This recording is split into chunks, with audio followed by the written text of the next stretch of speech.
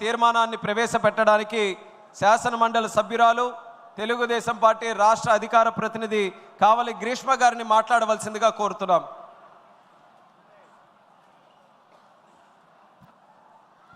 వేదిక మీద ఉన్న పెద్దలు, పితృ సమానులు, ముఖ్యమంత్రి గారికి, యువగలం పేరుతో మనందరికీ ఇంకా దగ్గరైన లోకేష్ అన్న గారికి, వేదిక మీద ఉన్న అతిరథ మహారథులందరికీ పేరు పేరున నా పాదాభివందనాలు.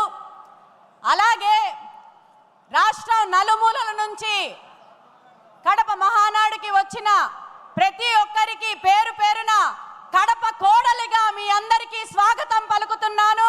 అందరికీ ప్రతి ఒక్కరికి నమస్కారాలు తెలియజేసుకుంటున్నాను. మాదక ద్రవ్యాలు వినియోగంపై ఉక్కుపాదం అనే విషయం గురించి నన్ను మాట్లాడమన్నారు. ఈ తీర్మానాన్ని నేను చాలా గట్టిగా బలపరచడానికి ముఖ్యమైన కారణం,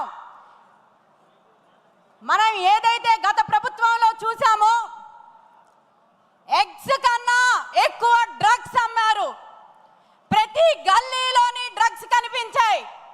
ప్రతి విద్యార్థులు ఎవరైతే ఉన్నారో వాళ్ళకి చాలా సులువుగా డ్రగ్స్ అలవాటు చేసి వాళ్ళ జీవితాల్ని నాశనం చేయడం జరిగింది. గత ప్రభుత్వం విద్యార్థుల జీవితాలతోటి ఈ మాదక ద్రవ్యాలను అడ్డం పెట్టుకొని వాళ్ళ జీవితాలతో ఆడుకోవడం జరిగింది. ఇది దృష్టి పెట్టిన ముఖ్యమంత్రి వర్యులు గారు, ఆయన నారా చంద్రబాబు